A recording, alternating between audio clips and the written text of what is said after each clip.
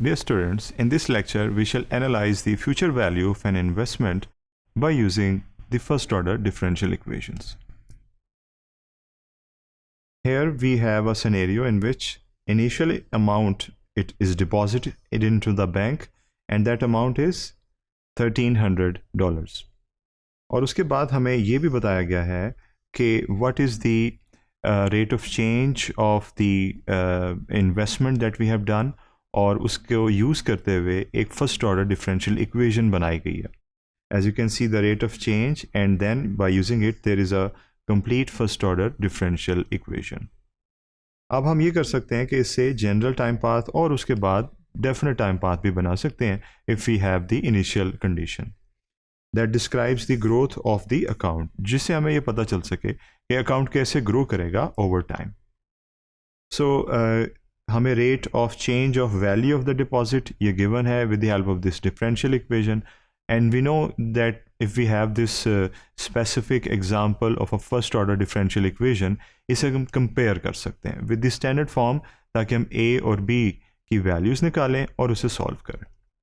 तो आपने देखा कि हमने कंपेयर किया स्टैंडर्ड फॉर्म के साथ this given specific first order differential equation को और उसे ए की वैल्यू को हाईलाइट किया और बी की वैल्यू को, और पता चला कि y की जगह नोटेशन d है और यहाँ पर भी y की जगह नोटेशन d है. Now these values are written here, इन्हें हमने अलहदा से नोट कर लिया. इसके अलावा हमने शुरू से जो स्टेटमेंट हमें गिवन थी उसे हमने इनिशियल कंडीशन को भी बोरो कर लिया और b is equal to 15, b is not equal to 0. ये वो पीस ऑफ इंफॉर्मेशन है जो हमें मदद दे रहा है टू डिसाइड कि हमने कौन सा वाला केस कंसिडर करना है. क्योंकि हम पहले होमोजीनियस केस के होने या ना होने का फैसला कर रहे हैं, दैट इज़ वाई b की वैल्यू हमने देखी जो कि 15 है, जो कि 0 नहीं है. That is why non homogeneous case है ये फर्स्ट ऑर्डर डिफरेंशियल इक्वेशन का. उसके बाद a की वैल्यू देखी तो that is also non zero. That is why हमारे पास जो गिवन केस है we can say it is non-homogeneous case where a is not equal to 0, जिसके लिए जो solution formula है वो ये है जो कि हमें याद है, we have been doing this, और उसके अंदर values लगा देंगे हम a की और b की wherever it is fitting and this is the initial condition. Initial condition में हमने d नॉट लगा लिया और b की वैल्यू लगा ली, a की वैल्यू wherever it fitted. तो ये सारी वैल्यू सब्स्टिट्यूट करने के बाद we are able to solve it. और ये न्यूमेरिकल स्टेप्स आपके लिए एक छोटी सी रिहर्सल है. Again simplifying we get to the final result which we can say is the dynamic time path, because इसके अंदर आपको कोई भी आर्बिट्रेरी कांस्टेंट नज़र नहीं आ रहा. Things are determined in it. This is the definite time path of the value of the deposit, something that we were looking for, जिसे हमने कैलकुलेट करना था. अब इसकी अगर हम डिकम्पोजिशन करें into the complementary function and the particular solution तो हमें पता चलेगा कि इक्विलिब्रियम वैल्यू 300 है और ये है वो डेविएशन का कंपोनेंट, और डेविएशन पे डिपेंड करती है डायनामिक स्टेबिलिटी, जिसके लिए हम डेविएशन के कंपोनेंट को समझने लगे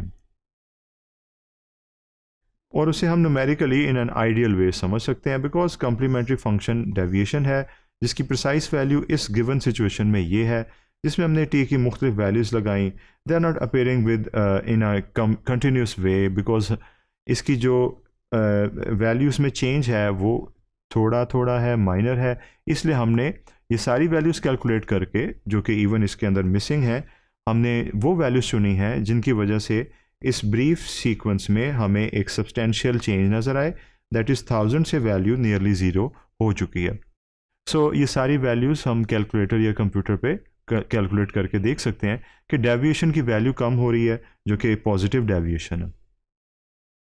डेफिनेटली जब डेविएशन कम होगी तो हम इक्विलिब्रियम की तरफ चलेंगे. दैट इज़ 1300 से आप देख रहे हैं कि 300 तक तकरीबन जो टाइम पाथ है वो पहुंच चुकी है. इट मीन्स कि ये कन्वर्ज हो रही है टुवर्ड्स इक्विलिब्रियम, जो कि इस डायग्राम से वेरीफाई हो रहा है, बिकॉज यहाँ पर हमारे पास y है the place for the independent dependent variable जो कि d है, और t है हमारे पास x एक्सिस पे. आप देख रहे हैं कि सफ़र का आगाज़ फ्रॉम अ हायर पॉइंट हुआ, और जब हमने दैट शुड बी 1300, और जब हमने इसको ऑब्जर्व किया ओवर टाइम तो इट शोड अस कि ये it's coming down to a point जहाँ पर it's reaching that level that determines कि there is convergence. और ये आप देख रहे हैं कि जो positive deviation थी, deviation that is positive, ये आप देख रहे हैं कि decay हो रही है and we are moving towards the equilibrium. So therefore we can say that there is convergence in a dynamic way in this situation जहाँ पर हम future value calculate कर रहे हैं किसी investment की. And all of it is done by using the first order differential equations. Thank you.